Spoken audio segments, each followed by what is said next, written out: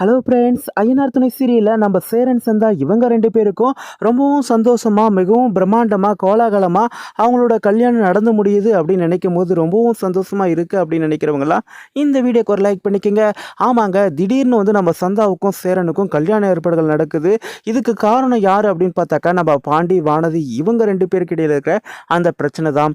இவ்வளோ நாளாக வானதியோட வீட்டில் பாண்டிக்கு பொண்ணு தரவே மாட்டா அப்படின்னு சொல்லிட்டு சண்டை போட்டுட்டு இருந்த அந்த குடும்பம் திடீர்னு பாண்டி, வானதி இவங்க 2 பேரோட கல்யாணத்துக்கு சம்மதம் சொல்லிட்டாங்க. ஆனால் நம்ம பாண்டி மிகப்பெரிய ஒரு தப்பு பண்ணிட்டாங்க.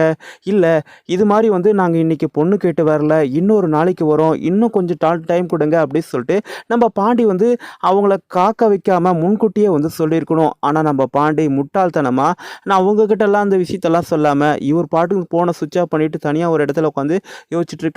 அதுக்கப்புறம் நைட்டு 8 மணிக்கு போயிட்டு அவங்க அப்பா அம்மா கிட்ட, இல்லைங்க என் அண்ணனுக்கு கல்யாணம் ஆகாமல் நான் எப்படி கல்யாணம் பண்ணிக்கிறது, இன்னும் கொஞ்ச நாள் டைம் கொடுங்க, அதுக்கப்புறம் நான் கண்டிப்பாக என் குடும்பத்தோடு வானதியை பொண்ணு கேட்டு கண்டிப்பாக கல்யாணம் பண்ணிக்கிறேன் அப்படின்னு சொன்ன உடனே அவங்க எல்லாருமே ரொம்ப டென்ஷன் ஆகிட்டாங்க. குறிப்பாக நம்ம வானதியோட அப்பா அவர் என்ன சொல்கிறார் அப்படின்னு பார்த்தா, ஏன் தம்பி இதுதான் நியாயமான ஒரு பேச்சா, நீங்கள் காதலிக்கிறீங்கன்னு தெரிஞ்சு உங்களுடைய காதலுக்கு நாங்கள் சம்மதம் சொன்னோம், அதுக்கு இது எங்களுக்கு பரிசா, இவ்வளோ நேரம் நீங்கள் எல்லாரும் ஒட்டுமொத்த குடும்பத்தோடு பொண்ணு கேட்பீங்கன்னு சொல்லிட்டு எங்கள் சொந்த பந்தத்தெல்லாம் கூட்டி உட்கார வச்சுருந்தோம், அவங்க இவ்வளோ நேரம் ஆகியும் அவங்க இன்னும் வராமல் இருக்கிறாங்க, அந்த பையனுக்கு போய் உன் பொண்ணை கொடுக்குறியா அப்படின்னு சொல்லிட்டு என் மூஞ்சில் காரி துப்பிட்டு போயிட்டாங்க, நீ பண்ணுறது கொஞ்சமாவது நியாயமாக இருக்காப்பா, அது முன்கூட்டியே சொல்லியிருக்கலாம்ல அப்படின்னு சொல்லிட்டு நம்ம வானதியோட அப்பா நியாயமாக கேட்க, அதே மாதிரி நம்ம வானதியோட அம்மாவும், ஏன் தம்பி இப்போ சொல்கிறியே இதை உன் குடும்பத்தோட பொண்ணு கேட்டு கூட, இல்லை என் அண்ணனுக்கு இன்னும் கல்யாணம் ஆகலை, அதனால் இன்னும் கொஞ்ச நாள் டைம் கொடுங்க அப்படின்னு சொல்லிட்டு உன் குடும்பத்தோடு எங்கள் சொந்தக்காரன் முன்னாடி சொல்லியிருந்தா உன்னை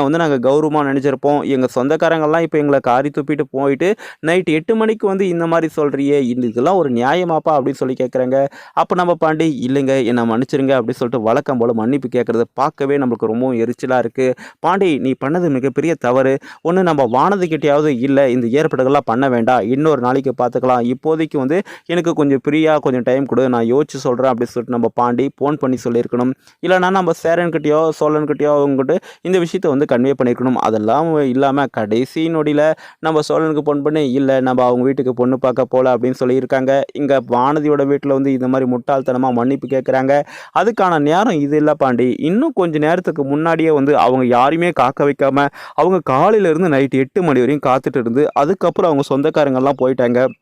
எவ்வளோ அசிங்கப்பட்டிருப்பாங்க அந்த குடும்பம். அதே மாதிரி நம்ம வானதியை என்ன வானதி பாத்தியா, இந்த பையனை போய் நீ கல்யாணம் பண்ணிக்க போகிற, அவங்க பொண்ணு கேட்டு வீட்டுக்கு தான் வர சொன்னாங்க, அந்த கூட நேரத்துக்கு வர முடியல, இவங்க என்ன ஃபாரின்லேருந்து தான் வர போகிறாங்க, இல்லை வெளிநாட்டிலேருந்து வர போகிறாங்க, இதுங்க பக்கத்து தெருவுலேருந்து இங்கே வர போகிறாங்க, அதுக்கே இவங்களால முடியலனாக்கா இந்த பையனை நம்பி நீ எப்படி கல்யாணம் பண்ணிட்டு போக போகிற, அதுக்கு தான் சொல்கிறது இந்த காதல் கத்திரிக்காய் இதெல்லாம் ஒன்றும் வேண்டாம், அப்பா அம்மா சொல்கிற பையனை பார்த்து கல்யாணம் பண்ணிட்டா வாழ்க்கை நல்லா இருக்கும்னு சொல்லிட்டு.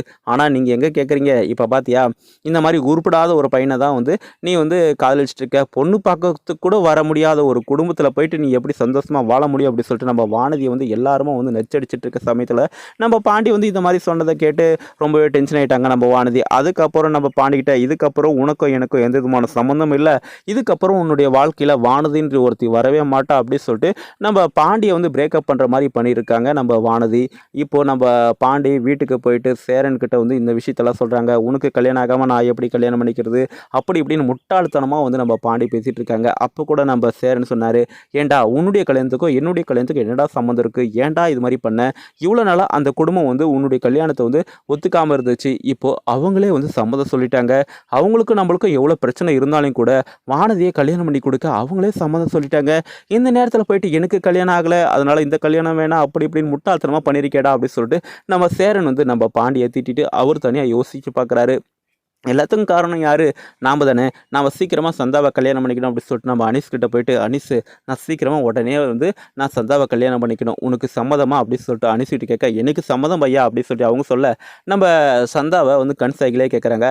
சந்தாவும் ஓகே சொல்கிறாங்க. உடனடியாக அந்த கல்யாண ஏற்பாடுகள் நடக்குது.